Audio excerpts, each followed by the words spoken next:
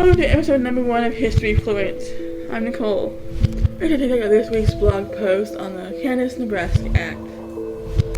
The conflict known as Bleeding Kansas, Bloody Kansas, or Border War took place between 1854 and 1861.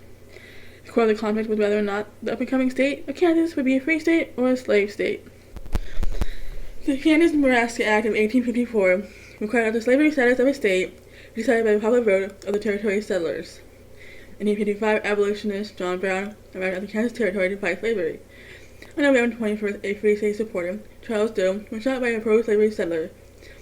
The resulting conflict had one casualty. On December 6th, free state supporter Thomas Barber was killed near Lawrence.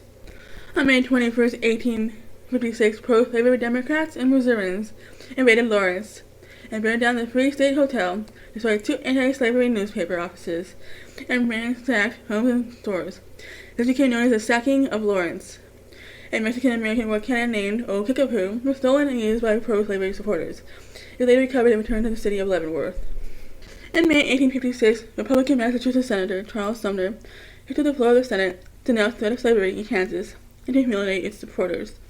Sumner ridiculed the honor of elderly South Carolina Senator Andrew Butler, framed Butler's pro-slavery agenda as Black being a virgin and described his affection for it in sexual and revolting terms.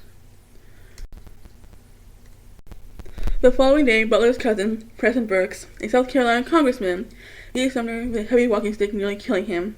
For nearly killing Sumner, Burks was praised by Southern Democrats.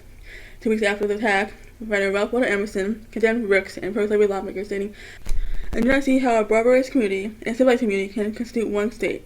He wants to get rid of slavery or wants to get rid of freedom." The North South split even further. John Brown led his sons and supporters to find the murder of pro-slavery settlers. On the night of May 24th, Brown and his supporters took 5 pro-slavery men and boys from Potawatomi Creek and had them to death with broadswords. In August 1856, dozens of pro-slavery men formed armies and marched into Kansas. That same month, Brown and his supporters faced off against 400 pro-slavery soldiers known as ruffians in the Battle of Osawatomie. Hostility raged for 2 more months until Brown left the Kansas territory and a new Toronto governor took office. 1857 to 1861 had a fragile peace with intermittent violent conflict for 2 more years.